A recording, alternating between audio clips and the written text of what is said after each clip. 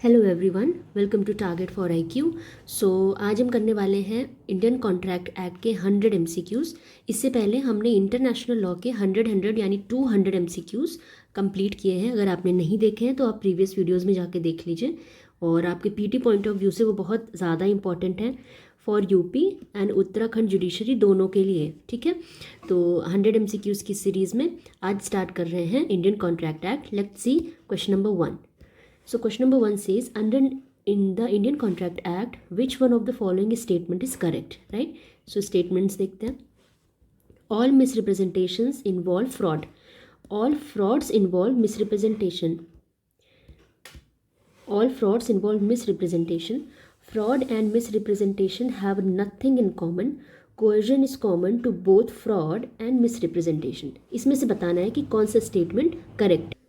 तो देखिए यहाँ पे दो टर्म्स यूज़ हुए हैं, first is fraud and second is misrepresentation. ठीक, राइट आंसर जानने से पहले मैं आपको रेलिवेंट चीज़ें तो बताती चलूँगी, इसलिए हम पहले ये देखेंगे कि फ्रॉड और मिसरिप्रेजेंटेशन कहाँ कहाँ पे मेंशन्ड है और क्या होते हैं। ठीक है, तो देखिए फ्रॉड है that is covered under section 17 of the Indian contract act, और मिसरिप्रेजेंटेशन आपका सेक्शन 18 में दिया हुआ है।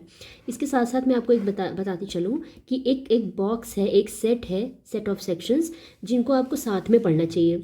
ये स्टार्ट होते हैं फ्रॉम सेक्शन 13 से लेके सेक्शन 21 तक। ठीक है, जहाँ पे consent, free consent, fraud, undue influence, coercion, इन सारी चीज़ों की बात की गई है, जो कहाँ तक एक्सटेंड करता है मिस्टेक। ठीक है, तो आप जब भी पढ़िए सेक्शन 13 से लेके सेक्शन 21-22 तक के सारे सेक्शंस पढ़ें। इसमें से फ्रॉड आपका सेक्शन 17 में है और मिस रिप्रेजेंटेशन सेक्शन 18 में। ठीक है, तो देखिए जो फ्रॉड है सेक्शन 17, उसमें आप जब पढ़ेंगे थोड़ा सा ये कंसेप्चुअल क्वेश्चन है, ये बहुत डायरेक्ट क्वेश्चन नहीं है कि डायरेक्ट सेक्शन बेस्ड हो, लाइक सेक्शन 17 में क्या दिया है और 18 में क्या दिया है, ऐसा नहीं पूछा है। तो आप फ्रॉड में जब पढ़ेंगे तो sub section 1, 2 and 3 of section 17 ये बात करता है इंटेंशनल मिसरिप्रेजेंटेशन की। ठीक है, इस वजह से ये स्टेटमेंट आपका सही होगा, ऑल फ्रॉड्स इन्वॉल्व मिसरिप्रेजेंटेशन। इसके अलावा बाकी स्टेटमेंट्स नहीं सही है। Misrepresentation, all misrepresentation involve fraud, ऐसा कुछ नहीं है। लेकिन हाँ, जितने भी फ्रॉड होते हैं उसमें मिसरिप्रेजेंटेशन इन्वॉल्व रहता है। राइट, तो आप ये जो एक मैंने आपको एक सेट ऑफ सेक्शंस बताएं, इसमें क्या है ना कि आपको सेक्शंस भी देखना है बट कंसेप्चुअल क्लैरिटी भी होनी चाहिए, क्योंकि आप देख सकते हैं डायरेक्ट सेक्शन बेस्ड क्वेश्चन तो आएगा ही, बट कंसेप्ट से इस पार्ट से क्वेश्चन पूछेगा, है ना, 13 से लेके 22 तक। Now let's see section question number 2. Which one of the following is not a remedy for breach of contract? Contract के ब्रीच में कौन सी ऐसी चीज़ है जो रेमेडी नहीं है? ठीक, डैमेजेस, इंजंक्शन, फाइन और स्पेसिफिक परफॉर्मेंस। तो ये देख के ही आपको लग रहा होगा कि कॉन्ट्रैक्ट एक्ट में आपने डैमेजेस का नाम सुना है, इंजंक्शन भी देखते हैं, एसआरए में आपको इंजंक्शन ग्रांट किया जाता है, सीपीसी में भी इंजंक्शन है, और स्पेसिफिक परफॉर्मेंस आपका एसआरए में तो है ही है। राइट, लेकिन फाइन जो है द टर्म फाइन, ये आपके जनरली जैसे आईपीसी के अंदर कोई अपराध हुआ तो आप फाइन वहाँ देखते हैं, सीआरपीसी में आपको फाइन मिल जाएगा, बट कॉन्ट्रैक्ट एक्ट में फाइन का प्रोविजन नहीं है। ठीक है, तो इस वजह से फाइन जो रेमेडी है, this is not available under Indian contract act. Damages, injunction और स्पेसिफिक परफॉर्मेंस है। Next question, in India past consideration is good consideration, this is the result of the provision of which section? देखिए ये direct आपका definition clause से ही पूछा गया है, section 2D जो कि बात करता है कंसिडरेशन का। तो उसमें जो टर्म हैज़ बीन यूज़ हुआ है, उस हैज़ बीन से ही ये चीज़ निकल के आई that past consideration is good consideration. ठीक है, और इंडिया में ये चीज़ मानी जाती है। तो ये जो इसका आंसर आपका होगा section 2D. Question number 4. A patient in a lunatic asylum who is at intervals of sound mind may contract during those intervals, cannot contract during those intervals, may contract during those intervals with the aid of guardian, may contract after having permission. इसका right answer होगा may contract during those intervals. कौन सी intervals? वो intervals जिनके दौरान वो sanity उसके mind में रहती है, यानी उसको समझ में आता है, उसके सामने कोई भी अग्रीमेंट आया तो उसको पता चले, समझ में आए कि ये क्या कह रहे हैं, इनके लीगल कॉन्सिक्वेंसेस क्या हो सकते हैं, या what is the pros and cons of this agreement. ठीक है, तो इस वजह से वो कॉन्ट्रैक्ट कर सकता है ड्यूरिंग दोज इंटरवल्स जिसमें वो सेन है, जिसमें सेन माइंड का है। ठीक है, नेक्स्ट क्वेश्चन देखते हैं 5. क्विड प्रो को मीन्स ये काफ़ी इंपॉर्टेंट है और कई बार आपकी मतलब हर स्टेट में ही ये क्वेश्चन आपको देखने को एक मिल जाएगा। तो क्विड प्रो को इसका मतलब होता है समथिंग इन रिटर्न, ठीक। मीटिंग ऑफ माइंड्स इसका होता है कंसेंसस एड आइडम, मतलब meeting of minds in the same sense on the same thing. ये भी आपको इस पे भी ज़रूर क्वेश्चन मिलेगा, बट यहाँ पे हमें देखना है क्विड प्रो को इसका मतलब है something in return. Next question, a proposal can be revoked, ठीक है। देखिए ये बहुत ही ज़्यादा इंपॉर्टेंट क्वेश्चन है, प्रपोजल कब रिवोकेशन और कम्युनिकेशन इसका होता है, कब रिवोकेशन होता है, ये काफ़ी ज़्यादा इंपॉर्टेंट। यानी सेक्शन 4 के तो एक एक जो टर्म्स हैं वो आपको ज़रूर देख लेना चाहिए, बहुत ही ज़्यादा इंपॉर्टेंट सेक्शन। इनफैक्ट सेक्शन 4, 5, 6, 7 ये सारे ही सेक्शंस एक साथ पढ़ने चाहिए। आप इसको बहुत डिटेल में कंसेप्चुअली भी पढ़ेंगे। और यहाँ पे हम देखते हैं क्वेश्चन क्या कह रहा है, that a proposal can be revoked before posting of letter of acceptance by the acceptor, before receiving the letter of acceptance by the offerer, after posting of letters of acceptance by the acceptor can not be revoked. तो देखिए section 5 के illustration में अगर आप देखें तो direct ये question वहीं से उठाया गया है, ठीक है। Before posting of letter of acceptance by the acceptor, ठीक है। जब तक जैसे यहाँ पे मान लीजिए एक प्रपोजल था, ए ने प्रपोजल दिया बी को, ठीक। तो बी जब तक ये लेटर पोस्ट करेगा, अगर इसने पोस्ट कर दिया, ठीक, तब अब टाइम नहीं बचा ए के पास कि वो अपना प्रपोजल रिवोक कर सके, ठीक। बट जैसे मान लीजिए आज संडे है और संडे को 10 बजे इसने अपना लेटर पोस्ट कर दिया, तो संडे को 10 बजे से पहले तक ए के पास टाइम था कि वो कभी भी अपना प्रपोजल रिवोक कर सकता था, जो प्रपोजल इसने दिया था, ठीक है। और अगर ये 10 बजे एक्सेप्टेंस का लेटर यहाँ पोस्ट कर देता है, तो जैसे ही वो लेटर पोस्ट करेगा, अब ए के पास ये राइट नहीं है कि वो अपना दिया हुआ प्रपोजल रिवोक कर सके, ठीक है। तो ये आपको इलस्ट्रेशन मिल जाएगा सेक्शन 5 में, वहीं से डायरेक्ट क्वेश्चन है। नेक्स्ट देखेंगे question number 7, A a famous painter promises to paint a picture for B. So यहाँ पे क्या है, A must perform his promise personally, क्योंकि जो पेंटिंग है वो एक पर्सनल स्किल है ना। तो जिस तरह की पेंटिंग मिस्टर ए बना सकते हैं, उस तरह की पेंटिंग कोई दूसरा बहुत अच्छा पेंटर होगा भी, इनसे भी अच्छा अगर पेंटर होगा, फिर भी वो वैसी पेंटिंग नहीं बना पाएगा जैसा मिस्टर ए बना पाएंगे, ठीक है। तो इस तरह के कॉन्ट्रैक्ट में क्या होता है कि जो भी बंदा इनसे कॉन्ट्रैक्ट किया होगा उसकी उम्मीद यही है कि ये वो खुद ये काम करेंगे, है ना। जैसे सिंगिंग के लिए है, अब जिस तरह का कोई एक पर्सन गा सकता है, उससे का कोई दूसरा पर्सन नहीं गा सकता, है ना। तो इस वजह से ये उनको खुद ही परफॉर्म करना चाहिए पर्सनली, किसी और से इसमें नहीं करवाना है, ठीक है। बहुत कॉमन सेंस वाली बात है। नेक्स्ट देखते हैं, finder of lost goods under Indian contract act is a, ये किस तरह का काम करेंगे, जो कोई किसी को लॉस्ट गुड्स मिल गया है तो वो बंदा एज अ बेली एक्ट करेगा, बेलर श्योरिटी नहीं but as a bailee. Next देखेंगे, an agreement in restraint of marriage of any person other than a minor is, answer आपको सबको पता ही होगा कि वॉइड होगा। बट एक चीज़ मैं आपको साथ में बताती हूँ, जैसे एक सेट ऑफ सेक्शंस है, जैसे अभी हमने सेक्शन 13 से लेके 22 तक का देखा, उसी तरह से सेक्शन 26 से लेके 30, ठीक है, 26 से लेके 30 तक के सेक्शंस आपको साथ में पढ़ने चाहिए, जिसमें रेस्ट्रेंट की बात की गई है, किसी न किसी तरह का रेस्ट्रेंट है यानी रुकावट है।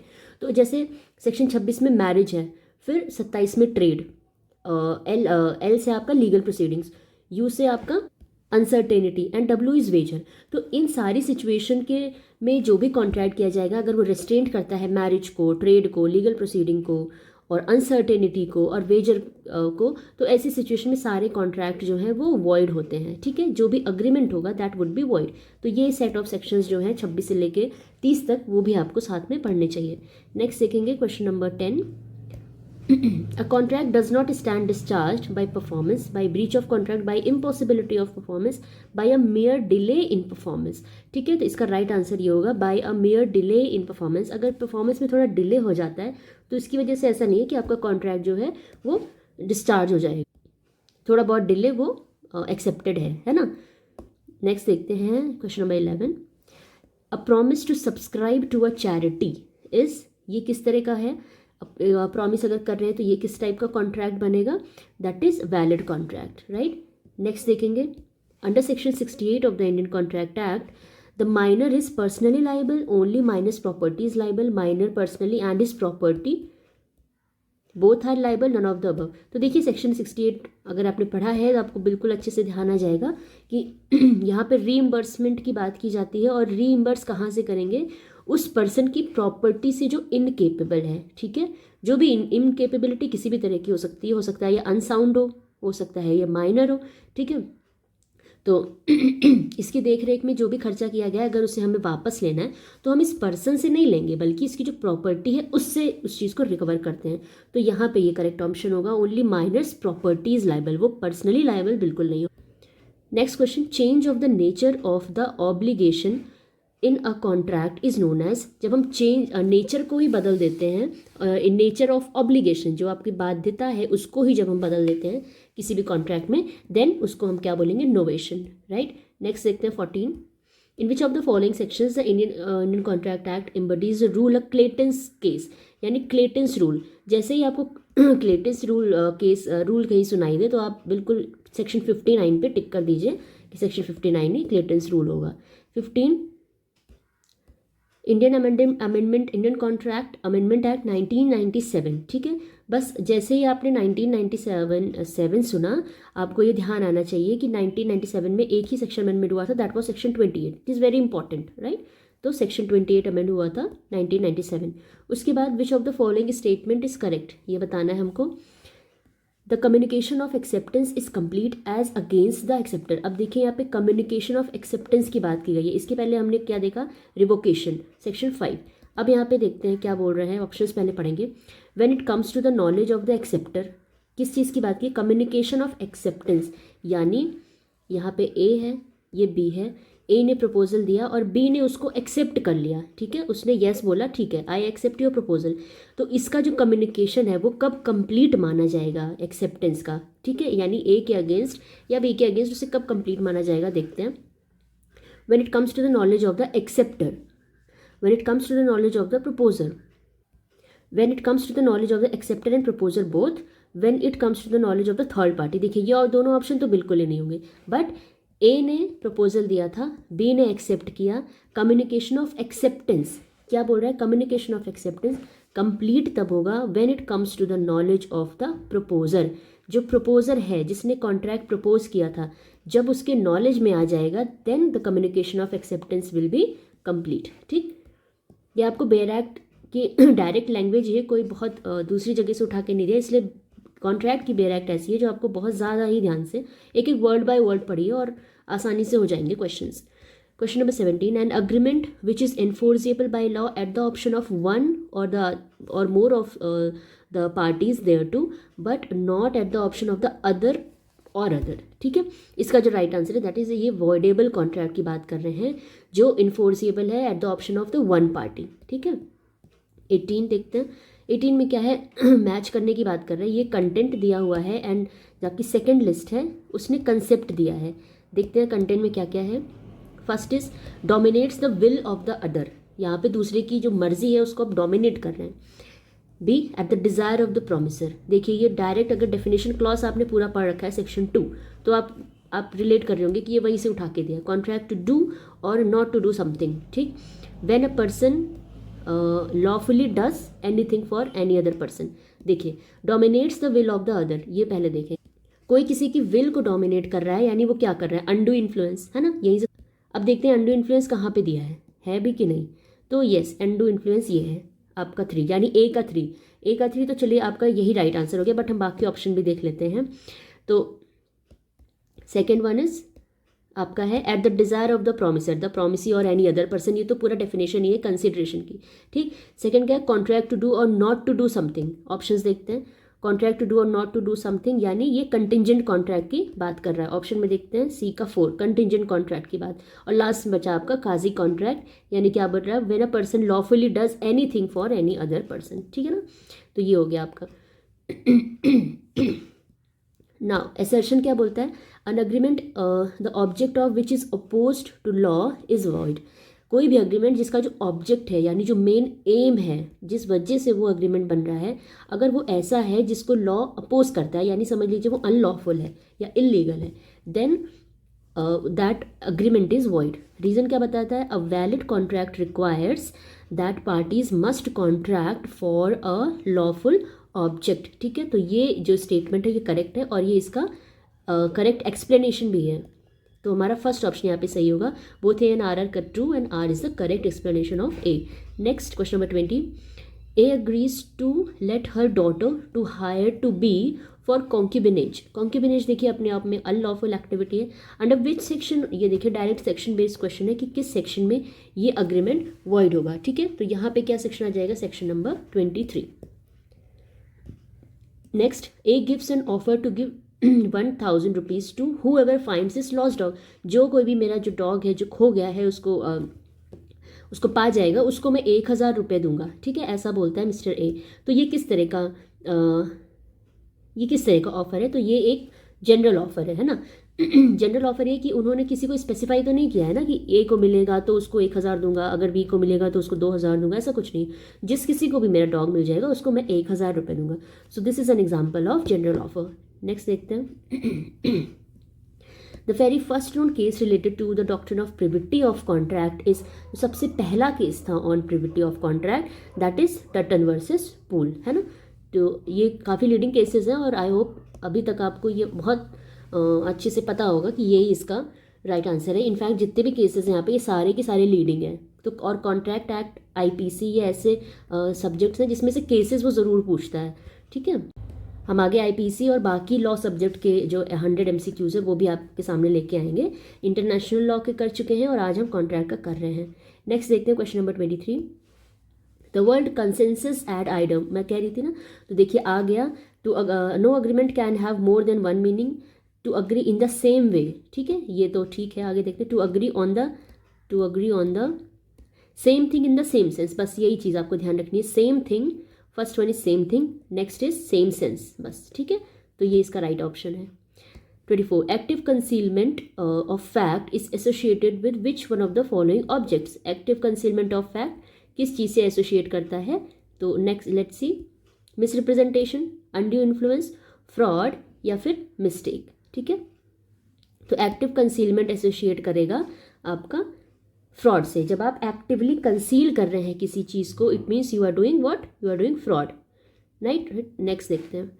25. A being indebted to be the money lender of his village contracts a fresh loan on terms which appear to be unconscionable. It lies on, किस पर्सन पे प्रूव कर ये लाई करेगा, बताना कि ये जो कॉन्ट्रैक्ट था वो it was not induced by undue influence. तो ये कौन करेगा, तो ये जो वो पर्सन जो अथॉरिटी में रहेगा, पोजीशन ऑफ अथॉरिटी में है, जाहिर सी बात है वही बताएगा ना कि अनड्यू इन्फ्लुएंस मैंने नहीं किया है. तो ये कौन करेगा, ये करेंगे मिस्टर बी, यानी जो मनी लेंडर है वो करेगा. ठीक है. Next is question number 26. That is, A and B agree that A shall pay B 1000 rupees, for which B shall afterwards deliver to A either rice or smuggled opium. या तो वो उसे rice deliver करे या फिर जो opium ले आया है थ्रू स्मगलिंग उसको. तो देखिए इसका करेक्ट आंसर होगा valid contract to deliver rice and a void agreement as to the opium. ठीक है, जहाँ तक ये डिलीवरी पॉसिबल है, जो सब्सटेंस इसका लीगल है वहाँ की डिलीवरी कर सकता है, यानी वो राइस की डिलीवरी कर सकता है लेकिन ओपियम का नहीं कर सकता, right. Question number 27. A on board an English ship on the high seas causes B to enter into an agreement by an act amounting to criminal intimidation under IPC. A has employed, A ने यहाँ पे क्या किया है, undue influence. यहाँ पे A का A liable होगा under undue influence. Then section 20, question 28. A master asks his servant to sell his cycle to him at less than the market price. This contract can be avoided by the servant on the ground of undue influence, क्योंकि यहाँ पे क्या है, master servant relation, तो वो जाहिर सी बात है जो अपना सर्वेंट है उस पर इन्फ्लुएंस कर सकता है. 29. A and B make a contract grounded on the erroneous belief that a particular debt is barred by law. उनका बिलीफ था कि वो एक पर्टिकुलर डेट है जो कि लॉ के द्वारा बार्ड है under the Indian limitation act. तो इस तरह का एग्रीमेंट जो है that would be a contract. ठीक है. Now section question 30. An agreement to share the benefits of a public office. कोई हम अग्रीमेंट करते हैं कि हम शेयर करेंगे पब्लिक ऑफिस, तो इस तरह का अग्रीमेंट वैलिड नहीं बल्कि वॉइड होगा, right. Then question number 31. A contract is not frustrated by, इसमें से ऐसी कौन सी सिचुएशन है जिससे कॉन्ट्रैक्ट फ्रस्ट्रेट नहीं होगा, तो वो होगी कमर्शियल इम्पॉसिबिलिटी। ठीक है, कमर्शियली कोई प्रॉब्लम आ गई तो इसका मतलब ये नहीं कि कॉन्ट्रैक्ट फ्रस्ट्रेट हो जाए। उसके अलावा अगर इम्पोजिशन ऑफ गवर्नमेंट रिस्ट्रिक्शन है, सरकार ने कोई रिस्ट्रिक्शन लगाई, destruction of subject matter, contract का सब्जेक्ट मैटर ही डिस्ट्रक्ट हो गया, then in such situations contract would be frustrated. ठीक है। 32. In which section it has been stated that contingent contract based on impossible events is void? तो ये direct section है, that is section number 36, right. उसके बाद देखेंगे question number 33, लैम्पले versus Brathwaite. ये बहुत ही लीडिंग केस है, और किस टॉपिक पे ये लीडिंग केस है आपको पता होना चाहिए, that is past consideration. Past consideration पे लैम्पले वर्सेस ब्रेथवेट का केस था। ठीक है ना। देन देखते हैं 34, A sells by auction to B a horse which A knows to be unsound. A says nothing to B about the horse's unsoundness. A B को कुछ नहीं बताता है कि जो हमारा हॉर्स है दैट इज अनसाउंड। तो यहाँ पे देखते हैं क्या क्या ऑप्शन दिया, this is fraud, misrepresentation, mistake, none of the above. तो इसमें से कोई भी ऑप्शन करेक्ट नहीं है। ठीक है। आपके दिमाग में आ रहा होगा कि ये फ्रॉड क्यों नहीं है। ये फ्रॉड इसलिए नहीं है क्योंकि ए ऑक्शन में उस हॉर्स को सेल कर रहा है, और यहाँ पे ए की कोई ड्यूटी नहीं बनती है कि वो डिस्क्लोज करे the truth, right, the truth that the horse is unsound. यहाँ पे बी की ज़्यादा रिस्पॉन्सिबिलिटी है कि वो सारी चीज़ें पता करे। बी अगर ए से पूछता है कि क्या ये हॉर्स अनसाउंड है, उसके बाद अगर ए चुप रह जाता है, कुछ नहीं बोलता है, देन इसको हम किसी एक सेक्शन में लाइबल ठहरा सकते हैं। बट अभी क्योंकि यहाँ पे ए की कोई ड्यूटी नहीं बनती है, ठीक है ना, इस वजह से इस यहाँ पे option none of the above right होगा। ये आपको इलस्ट्रेशन भी मिल जाएगा, सेक्शन 17 का जो पहला ही इलस्ट्रेशन है उसमें ही दे रखा है कि it will not amount to fraud. ठीक है। The first case on the doctrine of frustration as decided by the Supreme Court, जो सबसे पहला केस था वो कौन सा था, बसंती वस्त्रालय, ये सब कुछ नहीं था। Which was the first case, it was Satyabrata Ghosh versus Mangni Ram. ठीक है, तो ये केस आपको पता ही होगा। Then 36, a stipulation for increased interest from the date of default is known as, ये definition है, किस चीज़ की definition है, पेनाल्टी की। तो ये आप ध्यान रखेंगे, पेनाल्टी क्या होती है, a stipulation for increased interest from the date of default, जिस दिन से डिफ़ॉल्ट हुआ उस दिन आपका इंटरेस्ट बढ़ गया। कहते हैं ना पेनाल्टी लग गई 500 रुपये की, 5000 की, इतनी की, तो वही होता है, इंक्रीज्ड इंटरेस्ट होता है पेनाल्टी। ठीक है। 37, when the damages cannot be assessed, जब हम डैमेज को असेस नहीं कर सकते, द पार्टी में be awarded by the court, the court उनको क्या अवॉर्ड करेगी, एक्चुअल, लिक्विडेटेड, एग्जेम्पलरी या नॉमिनल। तो एग्जेम्पलरी डैमेजेस ऐसे सिचुएशंस में अवॉर्ड करती है जब हम डैमेजेस को असेस ही नहीं कर सकते, हम पता नहीं कर सकते कि कितना इनको डैमेज दिया जाए। ठीक है। 38, ये सब कुछ देखिए कंसेप्चुअल है, बट ये आपकी बुक में मिल जाएगा बहुत ही आराम से आपको। तो कॉन्ट्रैक्ट एक्ट ऐसा है कि यहाँ पे सेक्शंस तो आपको देखने ही है, बट कंसेप्ट जानना बेहद ज़रूरी है। आप बिल्कुल ये मत सोचिएगा कि पीटी में, ये चलिए मेंस आएगा तो कंसेप्ट पढ़ेंगे, पीटी में देख रहे हैं मोस्ट ऑफ द क्वेश्चंस, अगर 12 क्वेश्चन से 14 या 15 क्वेश्चंस लगा लीजिए कॉन्ट्रैक्ट से हैं, तो इसमें से आपके 7 से 8 क्वेश्चन कंसेप्ट वाले ज़रूर से ज़रूर रहेंगे, जिसमें कंसेप्ट, केसेस, ये सारी चीज़ें है ना। 38, A promised to B to drop a prosecution which he has instituted against B for robbery, and B promises to restore the value of the things taken. ये किस तरह का अग्रीमेंट है, इसको थोड़ा ध्यान से देखिए, किस टाइप का अग्रीमेंट आएगा। तो यहाँ पे जो अग्रीमेंट है दैट वुड बी वॉइड, कि आप ऐसा तो नहीं ही कर सकते हैं। 39, A without the request of anybody extinguishes the fire of B's go down. A suffers an injury thereby, B को इसकी वजह से इंजरी हो जाती है। If B promises to compensate A for the whole amount he has spent for his treatment, अब B ने उसको प्रॉमिस कर लिया कि हम सारा अमाउंट पे करेंगे जो भी आपके ट्रीटमेंट लगा है, तो इस तरह का कॉन्ट्रैक्ट कैसा होगा, unenforceable because it is immoral, void for want of consideration, voidable या इन्फोर्सेबल। तो यहाँ पे ये कॉन्ट्रैक्ट आपका इन्फोर्सेबल हो जाएगा। 40 देखते हैं, A out of natural love and affection promises to give his newly wedded daughter-in-law a golden necklace worth ₹20,000. A made the promise in writing and signed it and delivered the same to the daughter-in-law. उसने उसको writing में लिख लिया कि I'll give you ₹20,000 का golden necklace, और sign भी कर दिया और अपने डिलीवर कर दिया, यानी दे दिया किसको, डॉटर इन लॉ को। तो इस तरह का जो प्रॉमिस है उसको किस कैटेगरी में हम रखा जाएगा, ये वैलिड है, वर्डेबल है, या अनफोर्सिएबल है, या विदाउट कंसिडरेशन है। देखिए ये this was because it was out of love and affection, ठीक है, तो ये अनइन्फोर्सिएबल होगा। मतलब अगर ऐसा होता है कि अपनी डॉटर इन लॉ को वो नेकलेस नहीं दे पाते हैं तो कोर्ट में चली जाए कि मुझे वो 20,000 का नेकलेस चाहिए जो प्रॉमिस किया गया है मुझसे, तो ये because it was out of love and affection और इन लोग के बीच में रिलेशंस भी ऐसा सब्सिस्ट करता है, सो ये अनइन्फोर्सिएबल माना जाएगा। Next is section 41, which section prevents the unlawful enrichment. ये भी डायरेक्ट सेक्शन है, सेक्शन 68, 69 एंड 70 एंड 71। तो अनलॉफुल इनरिचमेंट की बात कहाँ की गई है, आपके सेक्शन 71 में। When a person to whom proposal is made signifies his assent thereto, इस चीज़ को क्या बोलते हैं, the proposal is said to be invitation to proposal, promise, agreement, acceptance. तो ये भी डायरेक्ट डेफिनेशन है, दैट इज ऑफ एक्सेप्टेंस। किसी पर्सन को आपने प्रपोजल दिया, अगर वो उस पर आपका अपना एसेंट देता है तो उसको हम क्या बोलते हैं, एक्सेप्टेंस, ठीक। फिर मैच करना है, यहाँ पे देखिए केसेस दिए हुए हैं और सेकेंड वन इज सेक्शंस दिए हैं, तो हम देख लेते हैं।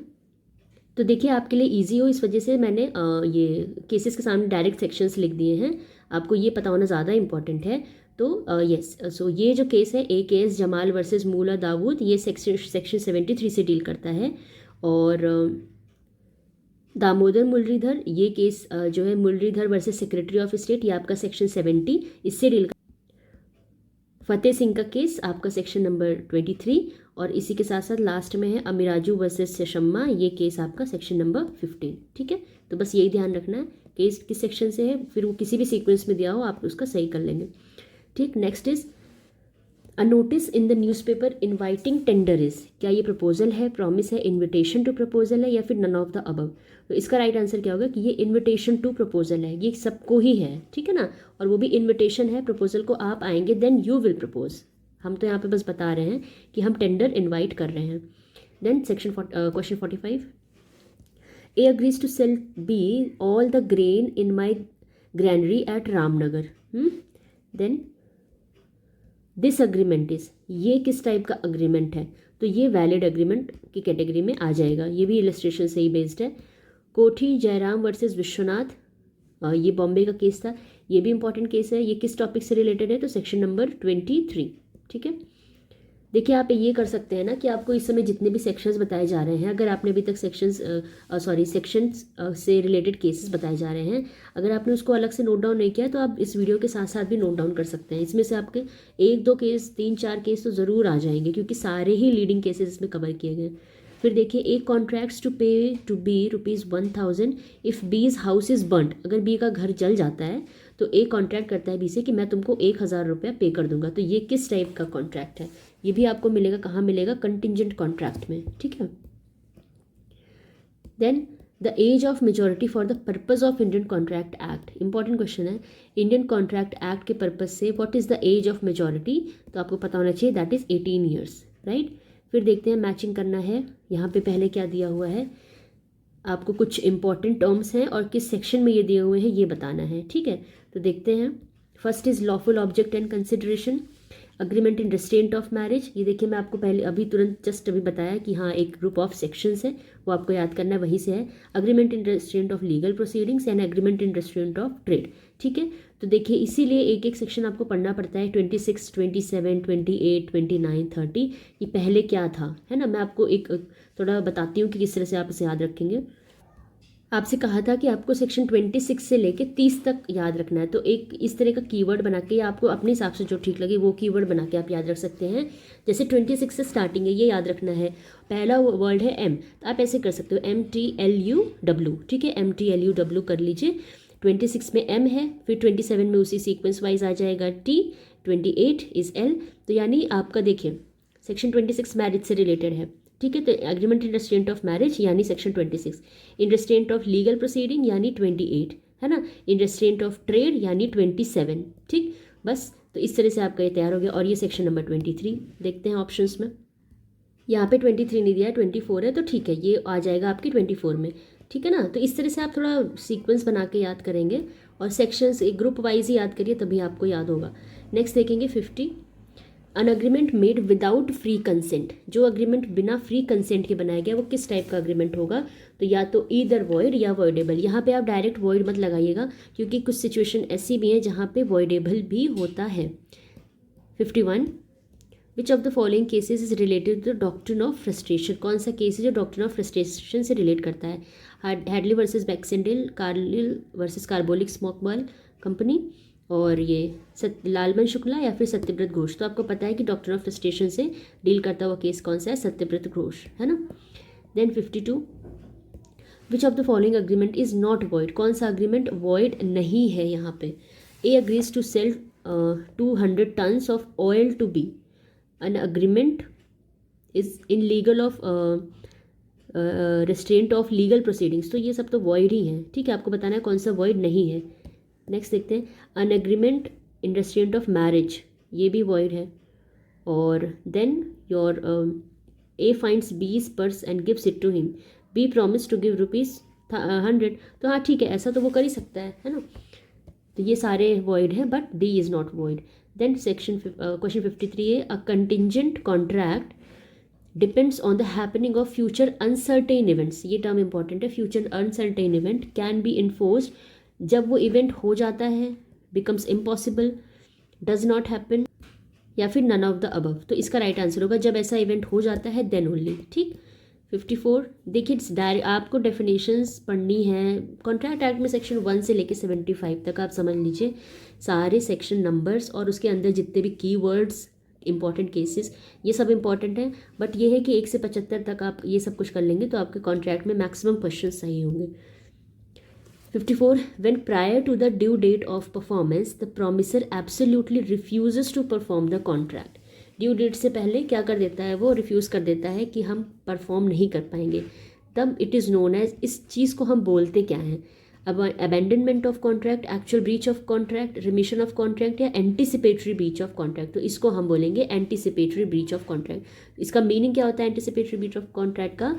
कि जो भी ड्यू डेट ऑफ परफॉर्मेंस है, जैसे 15 को ये काम होना है, ठीक है, और 13 या 14 को या 12 को ही बोल देता है ये पर्सन कि हम नहीं कर पाएंगे, तो ये एंटिसिपेटरी ब्रीच ऑफ कॉन्ट्रैक्ट कहलाएगा। Next is 55, a contract through telephone is considered concluded at the place where acceptance is heard, in which of the following cases it was held. अब देखिए यहाँ भी केस के बारे में है, तो टेलेक्स यानी टेलीफोन वाला जो केस होगा दैट इज भगवान दास वर्सेस गिरधारी लाल। नेक्स्ट देखते हैं 56, the legal principal which was laid down in the case of Harvey versus facie was firstly followed by the Supreme court A of India in which of the case. Harvey versus facie का जो principal था वो किस case में India में follow किया गया, ठीक है। तो इसका जो करेक्ट आंसर है दैट इज मैकफर्सन वर्सेस अपन्ना। इस केस में सबसे पहले इंडिया में ये फॉलो किया गया था। नेक्स्ट देखेंगे question 57, the principle of assessment of damages for breach is given in. किस केस में देख रहे हैं आप सारे? मैं तो ये बोलूँगी इनफैक्ट आपको, क्योंकि बहुत सेलेक्टिव क्वेश्चंस इस सीरीज़ में चल रहे हैं। अगर आपने अभी तक कुछ भी एडिशनल नहीं कर पाए हैं तो कोई टेंशन लेने की बात नहीं है। ये जो कॉन्ट्रैक्ट एक्ट का ये वीडियो आपके सामने, आप इसमें से ही नोट्स बना लीजिए, आपसे जो क्वेश्चन नहीं हो रहे हैं उनको, काफ़ी हद तक आपका काम ये आसान कर देगा, ठीक है। So the principle of assessment of damages for breach, ये किस केस में दिया गया था इसको देख लेंगे। ये हैडली वर्सेस बैक्सेंडेल इस केस में कहा गया था, ठीक है। Now the judicial basis of quasi contractual obligation can be explained through the principle of, किस प्रिंसिपल से हम क्वाजी कॉन्ट्रैक्चुअल ऑब्लिगेशन को हम एक्सप्लेन कर सकते हैं? देखिए, voluntary benefits, then just and reasonable solution, unjust enrichment and indecisive assumption. तो ये कहाँ से आएगा? अनजस्ट इनरिचमेंट से, ठीक है। 59, which one of the following does not amount to fraud. इसमें से कौन सा है जो फ्रॉड नहीं है? सजेशन एज अ फैक्ट, देखिए ये सिर्फ डेफिनेशन की लैंग्वेज और कुछ नहीं है। अगर आपने नहीं पढ़ा है तो आपको बहुत अजीब लग रहा होगा कि ये क्या है, ये सब क्या लिखा है, नहीं समझ में आ रहा है। लेकिन आप सिर्फ बेरैट की लैंग्वेज ढंग से पढ़ लीजिए, डेफिनेशन सिर्फ सेक्शन ही पढ़ लीजिए, तो ये सब आपको वहीं मिल जाएगा। क्या लिखा है? suggestion as a fact of that which is not true by one who does not believe it to be true. Active concealment of fact, representation made without knowing it to be false, honestly believing it to be true. A promise made without intention to perform. इसमें से question क्या था हमारा, इसमें से कौन सा ऐसा है जो फ्रॉड नहीं है, ठीक है। तो इसका जो करेक्ट आंसर है that is yes this one, a representation made without knowing it to be false, honestly believing it to be true, ठीक है ना। तो ये आपका राइट आंसर है। आगे बढ़ते हैं। तो यहाँ पे फ्रॉड इसलिए भी नहीं होगा, अगर आपको थोड़ी भी कन्फ्यूज़न हो रही हो कि ये फ्रॉड क्यों नहीं होगा, क्योंकि जो पर्सन रिप्रेजेंटेशन कर रहा है उसको ये चीज़ नहीं पता है ना कि ये गलत है जिसका वो सही बता रहा है ना। जैसे कोई चीज़ है जो विच इज़ रॉन्ग, बट वो ऐसा सामने वाले के सामने रखता है कि नहीं नहीं ये तो सही है, बट एक्चुअल क्या है कि उसको पता भी नहीं है कि ये गलत है ना। इस वजह से ये फ्रॉड में नहीं आएगा। नेक्स्ट देखेंगे हम question number 60। Yes, a wagering agreement depends on, जो बाजीयुक्त करार होती है, जो वेजरिंग एग्रीमेंट होता है, ये किस पे डिपेंड करते हैं? Uncertain event, future events, past uncertained events, या नन ऑफ द अबव। तो ये अनसर्टेन इवेंट पे बेस्ड होते हैं जो आपके वेजरिंग अग्रीमेंट है, right. 61, the interpretation clause of the Indian contract Act has been provided in. Interpretation clause कहाँ पे दिया है? तो इट इज़ सेक्शन 2, यानी जो डेफिनेशन क्लॉज है उसी को इंटरप्रिटेशन क्लॉज बोलते हैं। इंटरप्रिटेशन क्लॉज के नाम से भी है, जो आपको डिफरेंट डिफरेंट टर्म्स का बताता है कि जैसे प्रॉमिस क्या होता है, एक्सेप्टेंस क्या है, कंसिडरेशन क्या होता है, कॉन्ट्रैक्ट क्या है ना। तो ये सारी चीज़ें आपकी कहाँ है? सेक्शन 2 में। Now section 62, state the correct answer. हमें करेक्ट आंसर बताना है। If object of an agreement is forbidden by law, ठीक, द अग्रीमेंट इज, तो उस समय अग्रीमेंट कैसा होगा? अगर जो ऑब्जेक्ट है वही लॉ के द्वारा फॉरबिडन है, यानी लॉ उस चीज़ को मना करता है कि इस चीज़ पे कोई भी चीज़ नहीं हो सकती है, तो उस तरह का अग्रीमेंट कैसा होगा? Void only but not illegal, illegal but only not void, both void as well as illegal and void. तो इसका राइट आंसर आपको समझ में आ गया होगा कि ये वॉइड भी होगा और इलीगल भी होगा, क्योंकि जो ऑब्जेक्ट है, जो main crux of the agreement है, वो that is forbidden by law, है ना। 63 देखते हैं। Damages allowed under section 73 of the Indian contract Act are, जो इंडियन कॉन्ट्रैक्ट एक्ट ने डैमेजेस अलाउड की हैं वो किस तरह की डैमेजेस हैं? दे आर कॉम्पेंसेटरी डैमेजेस, ठीक, ये ध्यान रखेंगे हम कि वो कॉम्पेंसेटरी डैमेजेस हैं। 64, A owes B ₹5,000, A pays to B rupees, कितना पैसा दिया है? 2,000, and B accepts it in satisfaction of the whole claim of A on A, कि वो बी इसको एक्सेप्ट कर लेता है कि ये मतलब 2,000 दे दिया तो पूरा हो गया आपका।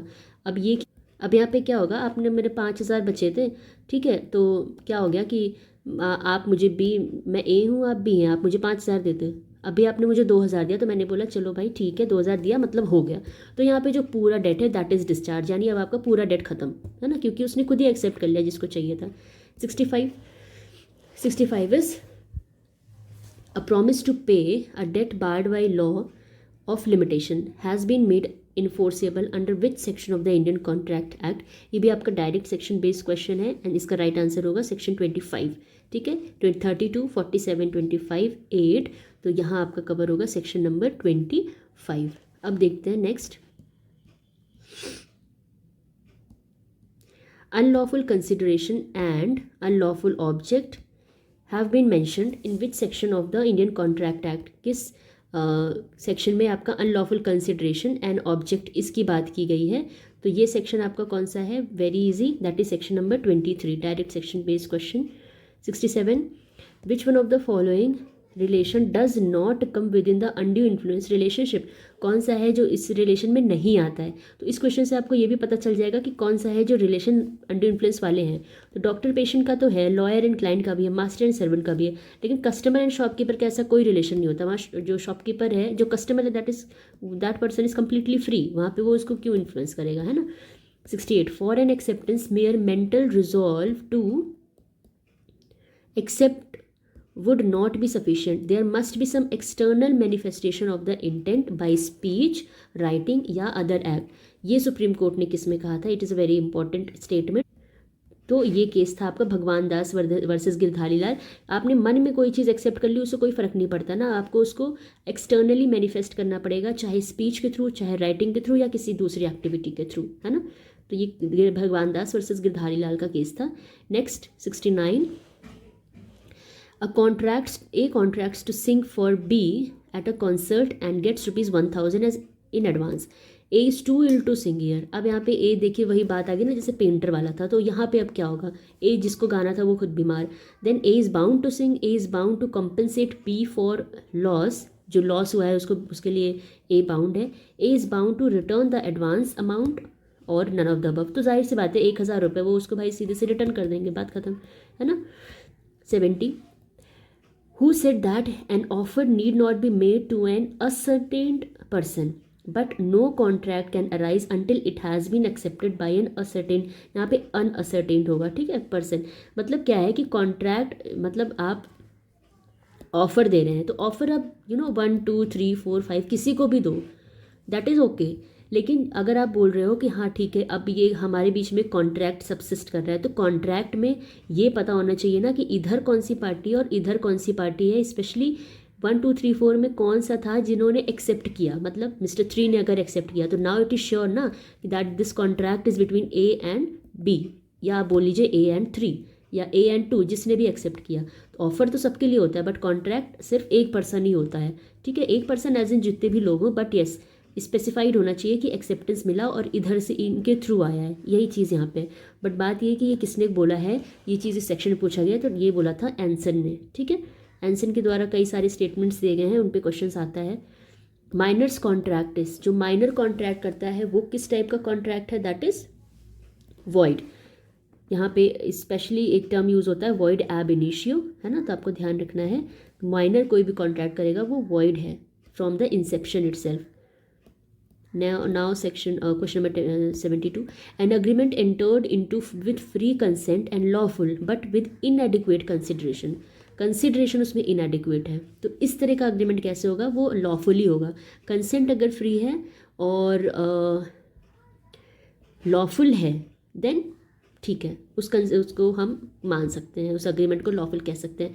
Consideration that because it is a very कोई ज़रूरी नहीं है कि कंसिड्रेशन बहुत, adequacy is not a problem in consideration, ठीक है ना। नुडम पैक्टम, नुडम पैक्टम मतलब ये भी क्वेश्चन कई बार क्वेश्चन में आया है, इसका सीधा मतलब होता है दैट विदाउट कंसिडरेशन, कंसिडरेशन नहीं है, it means nudum pactum. Section question 74, under Indian contract act an agreement not enforceable by law is said to be void, which one of the following agreement is not void. ये भी वही सारे घुमा के question पूछ रहा है but it's very simple. Agreement in restraint of legal proceeding, ये तो वॉइड ही होता है, ठीक। Agreement in restraint of trade, ये भी हमें पता है वॉइड होता है। Agreement under coercion, agreement in restraint of marriage, ये भी वॉइड है। तो बस ये बचा जो वॉइड नहीं है, ठीक।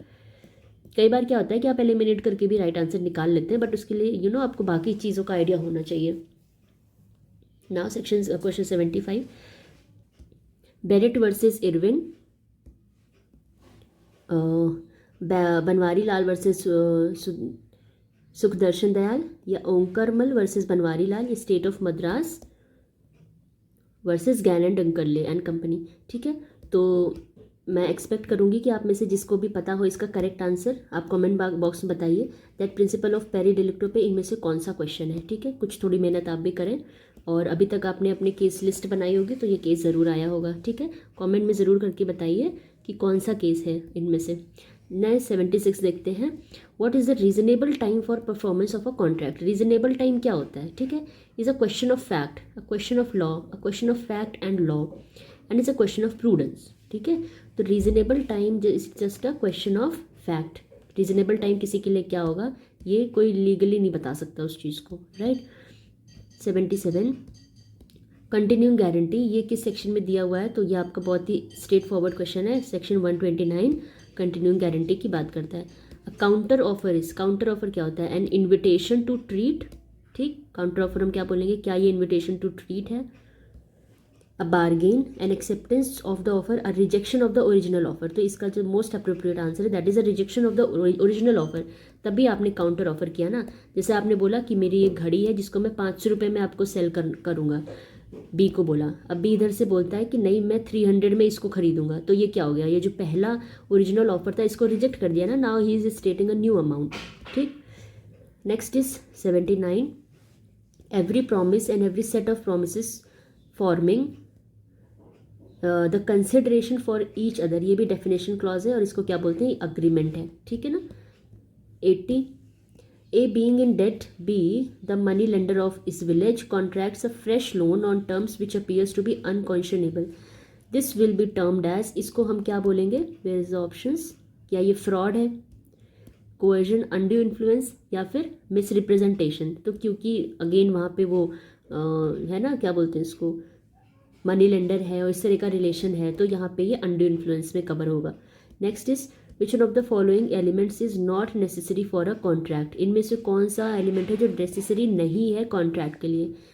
कॉम्पिटेंट पार्टीज होनी चाहिए, बिल्कुल होनी चाहिए. फ्री कंसेंट, लॉफुल कंसिडरेशन, ये सब होना चाहिए. लेकिन रीजनेबल टर्म्स एंड कंडीशंस ये कोई बहुत ज़रूरी सिचुएशन नहीं है. ठीक है. Now 82, which of the following case is related to service of contract? Service of contract से रिलेटेड कौन सा केस है इसमें से? तो राजरानी वर्सेस प्रेमादेव. ठीक, ये केस आपका रिलेट करता है सर्विस ऑफ कॉन्ट्रैक्ट से. Now 83, the Indian contract act extends to, D होगा. ठीक है, कहाँ तक इसका एक्सटेंशन है? To the whole of India. तो now it is extended to the whole of India. अब देखते हैं question number 84, rescission. Rescission of the contract means, rescission का मतलब क्या होता है? That cancellation of the contract. अगर कहीं पे भी रिसेशन लिखा है तो आप समझ लीजिए that the contract is cancelled. ठीक. 85, what is the position of a contract when it is being caused by mistake of law? जब मिस्टेक ऑफ लॉ के द्वारा कोई कॉन्ट्रैक्ट होता है तो हम वहाँ पे डायरेक्ट लगाते हैं answer that it is not voidable. ये बिल्कुल आप ध्यान रखिएगा, आप समझ लीजिए क्वेश्चन ज़रूर रहेगा. मिस्टेक ऑफ लॉ से अगर कोई कॉन्ट्रैक्ट हुआ है तो वो किस टाइप का है? That it is not voidable. यही टर्म आपके बेयर एक्ट में यूज़ हुआ है. असर्शन क्या बोलता है? Stranger to a contract can enforce the contract. ठीक. एंड रीजन क्या कहता है? He is not party to contract and can not take benefit. Party to contract नहीं है, इस वजह से बेनिफिट नहीं ले सकता. ठीक. तो ये दोनों ही स्टेटमेंट आपके क्या हैं? सही स्टैंड करेंगे. ठीक है. और आर इसका क्या है? Correct explanation. Next 87, A having advanced money to his son B during his minority upon B's coming of age obtains by misuse of parental influence a bond from B for a greater amount than the sum due in respect. जितना sum due था उससे ज़्यादा amount now he is claiming. तो अब देखते हैं यहाँ पे ऑप्शंस क्या क्या हैं. In respect of the advance, अब A employs coercion, fraud, undue influence या फिर मिसरिप्रेजेंटेशन. तो यहाँ पे भी ये अनड्यू इन्फ्लुएंस का एग्जाम्पल है आपके सामने. ठीक है. 88, A agrees to build a swimming pool for B by a certain period and B promise करता है to pay ₹5 lakhs to him. A fails to build swimming pool. अब ए स्विमिंग पूल बना ही नहीं पाया and B rescinds the contract. B ने contract को rescind कर दिया. तो अब यहाँ पे क्या होगा? इसका ऑप्शन देखते हैं. A can rightfully rescind the contract, A can resign the contract but can not claim compensation, A can not rightfully resign the contract, A can rightfully resign the contract and also claim the compensation. So this is the appropriate answer. ठीक. A sells to B the goodwill of the business and agrees never to carry on that business throughout the whole world. अभी ये किस type का agreement है? This agreement is invalid, valid agreement and it is covered under the exceptions of section 27. Void being an agreement in restraint of trade. तो ये यहाँ पे correct answer होगा कि ये रेस्ट्रेंट ऑफ ट्रेड में है, दैट सो ये वॉइड होगा. ठीक है. An agreement made without consideration, ऐसा अग्रीमेंट जो बिना कंसिडरेशन के बनाया गया है, that agreement stands void. Difference between a contract and social agreement. कोई एक कॉन्ट्रैक्ट है और इधर सोशल अग्रीमेंट है, तो इसमें डिफरेंस क्या होता है? डिफरेंस ये है, देखेंगे ऑप्शंस. कंसिडरेशन का डिफरेंस होता है intention to create legal relationship, consensus and idem और सर्टेनिटी. तो यहाँ पे जो मोस्ट अप्रोप्रिएट आंसर है that is intention to create legal relationship. क्योंकि आप कोई सोशल कॉन्ट्रैक्ट करते हैं तो वो सोशली वैलिड है, दैट इज़ ओके. बट इसमें आपको ये इंटेंशन होना बिल्कुल ज़रूरी नहीं है कि अगर ये ब्रीच हो गया है, कुछ हो गया तो हम कोर्ट चले जाएंगे. ठीक है. तो ये जो एलिमेंट है that is not important in a social agreement. बल्कि कॉन्ट्रैक्ट में क्या होता है, जब आप कोई अलग टाइप का कॉन्ट्रैक्ट करते हैं अपार्ट फ्रॉम सोशल एग्रीमेंट, तो वहाँ पे intention to create legal relationship ये मोस्ट इंपॉर्टेंट एलिमेंट हो जाता है. ठीक है. Now 92, which jurist has said contract is not joke of leisure time. Contract क्या है? जोक नहीं है ऑफ लीजर टाइम. तो ये बोला था लॉर्ड स्टोवेल ने. ठीक है ना. ये तो डायरेक्ट क्वेश्चन याद रखने वाली चीज़ है. अ कॉन्ट्रैक्ट में बी विशिएटेड बाई, कॉन्ट्रैक्ट इनमें से कौन से फैक्टर्स हैं जिनसे विशिएट किया जा सकता है, क्या क्या एलिमेंट्स हैं? Fraud, mistake, frustration, undue influence. और यहाँ पे हम ऑप्शन देखेंगे 1, 1, 2, 1, 2। खैर ये सब पढ़ने की ज़रूरत नहीं है क्योंकि आपको पता है कि इसमें जितने भी एलिमेंट्स हैं वो सारे ही एलिमेंट्स से कॉन्ट्रैक्ट विशिएट हो सकता है, तो ऑल ऑफ द अबव ये करेक्ट होगा। Now question number 94, what contract is created between a finder of lost goods and it's true owner. ठीक है, जो फाइंडर ऑफ लॉस्ट गुड है आपको पता है कि वो किस कैपेसिटी में काम करता है, एज अ बेली। तो अब यहाँ पे क्वेश्चन ये पूछ रहे हैं कि जो फाइंडर ऑफ लॉस्ट गुड्स है और जो ट्रू ओनर था उन दोनों के बीच में किस टाइप का कॉन्ट्रैक्ट सबसिस्ट करेगा। ठीक है, तो ये एक क्वाजी कॉन्ट्रैक्ट है, it is a kind of quasi contract. 95, a right to sue on quantum merit arises. ये कब अराइज होता है, इसका देख लेते हैं। When a party partly performs the contract and is discharged by the other party, then the right to sue on quantum merit arises. ठीक। 96, A, B, C are under joint promises to pay rupees 3000. C is unable to pay anything and A is compelled to pay the whole. A is entitled to receive from B कितना amount, 1500, B से 1000, मतलब A option 1500, 1000, 3000 या nothing. यहाँ का जो right answer है that is 1500 rupees. ठीक है, देखिए ये कैसे हुआ, आपको अगर नहीं समझ में आया हो तो देखिए 3 लोग थे, राइट। देखिए ए है, बी और सी। तो इसमें क्या होता है कि इन ये तीनों जॉइंटली दे आर, क्या लिखा हुआ, जॉइंट प्रॉमिस करते हैं टू पे 3000 रुपीज़। किसको, इसको देंगे। अभी एक जो यहाँ पे कंडीशन दी है हम उसको पढ़ेंगे। सी is unable to pay anything, सी कुछ भी नहीं पे कर सकता। अब यानी इसका जो कॉस्ट है वो क्या हो गया, 0 हो गया। और यहाँ पे क्या लिखा है, ए इज़ कंपेयर टू पे द होल, यानी ए को सारा पैसा ए ने पे किया। ठीक, तो पहले इन लोगों के बीच में कितना डिवीजन था, 1000, यहाँ पे भी 1000 और यहाँ पे भी 1000। अब क्या होता है कि सी तो बिल्कुल भी पे नहीं कर रहा है। ठीक है, तो इसका जो 1000 है वो इन दोनों में डिवाइड हो गया, 500 इनको और 500 इनको। बट यहाँ पे लिखा है ए इज़ कंपेयर टू पे द होल, यानी ए ने तो पूरा अमाउंट पे किया, कितना, 3000। बट ये जो बी के हिस्से का 1500 था ये इसने पे किया, तो बी से कितना रुपए लेगा, 1500 लेगा, सिंपल है ना। नेक्स्ट देखते हैं हम 97, X promises to make a sculpture for Y. Promise करता है कि वो बनाएगा। ठीक है, अब यहाँ पे क्या है, X can perform the promise. ठीक, X can perform the promise, X has to perform the promise personally. ठीक है, इसका यही मतलब है, अगर मैंने बोला कि मैं आपके लिए कुछ पेंटिंग बनाऊँ या आपके लिए गाना गाऊँ या स्कल्पचर बनाऊँ, तो ये क्योंकि पर्सनल स्किल पे आ जाता है तो ये उसको पर्सनली ही करना पड़ेगा। ठीक है। 98, X agrees to sell Y 1000 kilogram of rice at a price to be fixed by Z, which one of the following is the correct answer. देखते हैं। The agreement is void of uncertainty of price. यहाँ पे price क्या है कि कुछ पता ही नहीं है। The agreement is contract as there is no uncertainty of price. ठीक, यहाँ पे अनसर्टेनिटी नहीं है। और ये सी क्या बोलता है, the agreement is contract voidable at the option of X, और the agreement is contract voidable at the option of Y.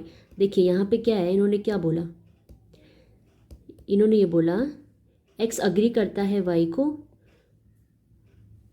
To sell Y 1000 kg of rice. ठीक है, at a price to be fixed by Z. Z जो भी price fix करेगा उस पर। तो यहाँ पे अनसर्टेनिटी की कोई बात तो है नहीं। यहाँ पे प्राइस कौन फिक्स करेगा, जेड। तो जब जेड प्राइस फिक्स कर देगा तो उस पर उसको सेल कर देगा, दैट्स इट। तो यहाँ पे राइट आंसर क्या होगा आपका, बी। नेक्स्ट देखते हैं question number 99, threat to strike, ये किस टाइप का है, इज़ नो कोएशन। ये आपको थोड़ा डायरेक्ट क्वेश्चन है। Threat to strike is coercion में ये नहीं आता है, ये आप याद रखेंगे। लास्ट क्वेश्चन क्या है, विच of the following cases deals with promissory estoppel. तो केदारनाथ वर्सेस गौरी मोहम्मद, ये बहुत ही लीडिंग केस है, याद रखेंगे। केदारनाथ वर्सेस गौरी मोहम्मद का केस किस पे था, on promissory estoppel. So this was your 100 MCQs on Indian contract act. I hope इससे आपको हेल्प मिली हो। और जो भी क्वेश्चंस इसमें नहीं आ रहे हैं आप इसको शॉर्ट नोट्स बना के लिख लीजिएगा, बस एक एक पॉइंटर में, और आपका प्रीलिम्स में बहुत ज़्यादा हेल्पफुल होगा इससे। ठीक है, तो नेक्स्ट वीडियो में मिलते हैं विद न्यू सब्जेक्ट। तब तक के लिए thank you and keep studying.